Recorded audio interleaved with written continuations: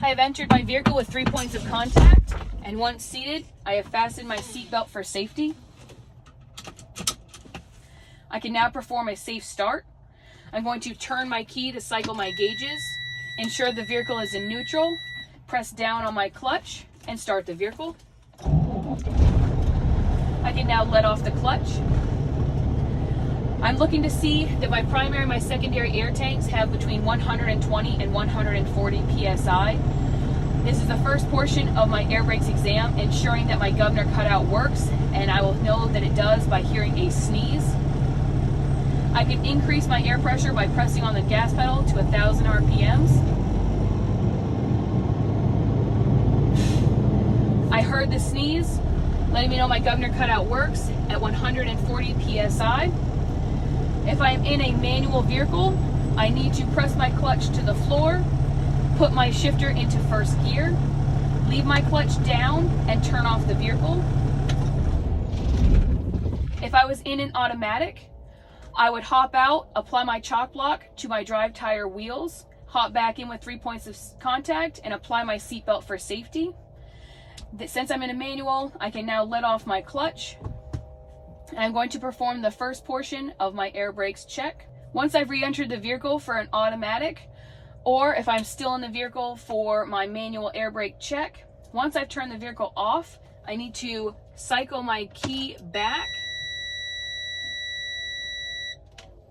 And once my gauges have settled, I need to press in both my tractor and my trailer valves. Because I'm in a manual, my vehicle being in gear acts as a chock block. I'm waiting for that air to settle and the hissing to stop. Once it does, I need to press firmly one time on my brake pedal and hold it. And for this, I'm ensuring that I do not lose more than 4 psi in that 1 minute, because this is a combination vehicle. So I'm going to press and hold. I'm going to hit my button to restart my timer. And you will sit here for the entire minute, ensuring that both your primary and your secondary air tanks do not lose more than that 4 psi in 1 minute. But for the sake of this video, I'm going to say that 1 minute has elapsed. And now I can move on to check my low air warning signals. I'm going to fan my brake pedal, which means I'm going to repeatedly press and release the brake. And between 60 and 80 psi, I should hear the low air buzzer and see the light on the dash. This should happen before 55 psi. Noting that it did happen at 60 psi, I'm going to continue to fan the brake pedal until I reach 20 to 45 psi. At that time, my emergency braking system will engage.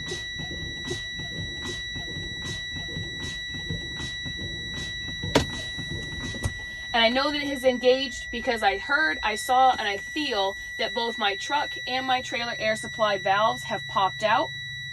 Now, I can turn off the vehicle if I'm in an automatic, hop out and remove my chock block for the next portion of my air brakes exam.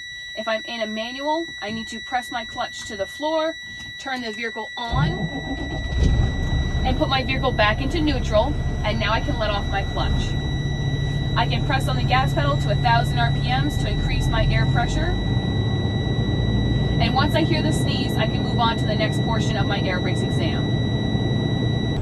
Now that I've reached normal operating range for my air tanks, I need to test my tractor and my trailer's parking brake system. This is also referred to as your tug test. To check this system, I need to press in my trailer air supply valve. This is going to first check my truck's parking brake system. I need to press my clutch to the floor, put my vehicle into first gear, and I need to ease off that clutch just slightly enough that I feel resistance, but I don't drag the vehicle. Once I feel resistance, I'm going to push the clutch down to the floor. I'm going to put my vehicle back into neutral, and now I can pull out my trailer air supply valve and push in my tractor air supply valve to check my trailer's parking brakes. I will put the vehicle back into gear, and I'm going to ease off that clutch just slightly. Once I feel resistance, I'm going to push my clutch back to the floor, and I'm going to put my vehicle into neutral. Now I can move on to the final portion of my air brakes exam. Because my tractor brake is already pushed in, I'm going to push in my trailer brake. Now I can push on my brake pedal to make sure that I don't roll backwards or forwards. For this we are going to pull forwards at 5 miles an hour, and we're going to push the clutch to the floor and hit our brake pedal. This is to not only ensure that the service brake works properly, but that my brakes grab evenly and they don't pull to the left or right, or I have any vibrations in my steering wheel. So I pushed in my trailer air supply valve. I'm going to put my vehicle into first gear. And now I'm going to ease off my clutch and pull forwards to 5 miles an hour. I can give it a little bit of gas to get myself to the 5 miles an hour. And once I do, I'm going to clutch brake, making sure that the vehicle doesn't pull to the left or the right, there's no vibrations in the steering wheel, and my brake pedal works properly. I can now put my vehicle back into neutral and pull out both of my air supply valves. This would conclude your air brakes test.